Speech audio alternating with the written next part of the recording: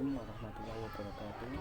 Perkenalkan, nama saya Muhammad Jarul Gunawan dengan nomor NIM 215231085 kelas PBS 2C. Ini saya akan menceritakan sedikit tentang perjanjian Giyanti 1745 dan terbelahnya Jawa. Perjanjian Giyanti merupakan peristiwa besar di masa silam yang dinamakan perjanjian, yang dimana perjanjian ini telah lahir sebagai kesepakatan segitiga politik antara Mangkubuwono III, Pangeran Mangkubumi dan juga VOC 13 Februari 1745. Nama Giyanti diambil dari nama tempat penandatanganan, yakni di Desa Giyanti, yang sekarang lebih dikenal dengan sebutan Kutuk Renteng Candi Harjo, Karanganyar, Jawa Tengah. Di masa lalu, perjanjian ini dibuat untuk meredam konflik yang berlarut-larut pasca perpindahan Keraton Kartosuro ke Surakarta. Ketika itu, Mangkubumi mendapat hadiah berupa tanah dari Mangkubuwono II karena telah membantu meredam konflik. Namun, luas tanah yang diberikan menimbulkan kecemburuan.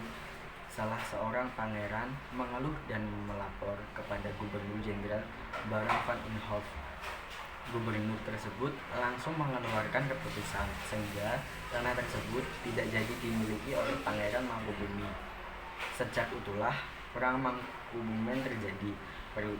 Perlawanan ini mendorong Gubernur VOC untuk Jawa Utara, Nicholas Horthy, untuk mengambil sikap melakukan perundingan dengan Pangeran Mangkubumi 13 September 1754. Nota kesepakatan antara VOC dan Mangkubumi terlaksana dan nota disampaikan ke Mangkubuwono III saat mengganti Mangkubuwono II. Nota tersebut berisikan bahwa Pangeran Mangkubumi mendapatkan wilayahnya. Pada 4 November, Mangkubuwono III menyatakan persetujuannya terhadap hasil perundingan Gubernur Jawa Utara dengan Mangkubumi tersebut. Surat pertanyaan itu disampaikan oleh Mangkubuwono III kepada Gubernur Jenderal VOC. Kesepakatan ini mendorong terjadinya sebuah perjanjian besar yang ditandatangani di Desa Giyanti beberapa kilometer dari Surakarta. Penandatanganan perjanjian ini menjadi pangkat tanah Jawa terpecah menjadi dua bagian, atau yang dikenal dengan istilah Palihana Kali.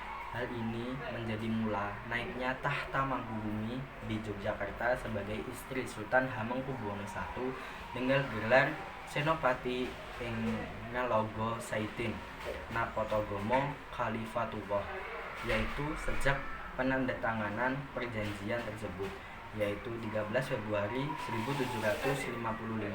2 hari kemudian, pada tanggal 15 Februari 1755, ada pertemuan untuk meluruskan pembagian aspek atribut keraton. Yang pertama, keris yang menjadi pusaka raja diserahkan kepada Sultan Hamengkubuwono I. Yang kedua, bahasa Jogja meneruskan dialog bahasa Bagongan. Yang ketiga, tarian Jawa lebih ke maskulin. Tarian ke Yogyakarta lebih maskulin, sedangkan yang Surakarta lebih halus. Kemudian belangkon Jogja seperti ada benjolan, sedangkan Surakarta tidak ada atau flat. Akan tetapi keterbelahan masyarakat Jawa tersebut tidak terjadi seketika pasca perjanjian Giyanti, melainkan melalui proses yang sangat panjang. Seperti bahasa tidak dapat berubah secara cepat dalam waktu 1-2 tahun, tetapi dari 20-50 tahun, dan perubahan tersebut bisa didasari oleh kebiasaan setiap daerah atau yang lain sebagainya. Pasca perjanjian Giyanti, Raden Mas Said atau Pangeran Sumber Nyawa yang dahulu membantu Mangkubumi masih terus melakukan pemberontakan. seperti Mangkubumi, Pangeran Sumbernawa yang merupakan Trah Mangkubuwono turut menuntut hak sebagai penguasa wilayah pada Oktober 1755. Pangeran Sumbernawa berhasil mengalahkan satu kelompok pasukan VOC. Kemudian 7 Februari 1756, dia juga hampir membakar keraton yang baru didirikan di Jogja.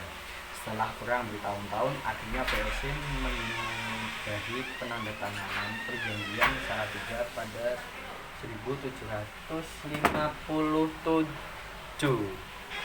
Pas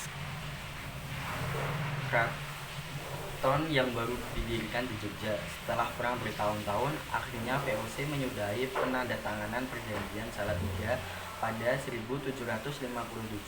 Perjanjian ini membuat Jawa terbagi lagi. Dari perjanjian ini, Pangeran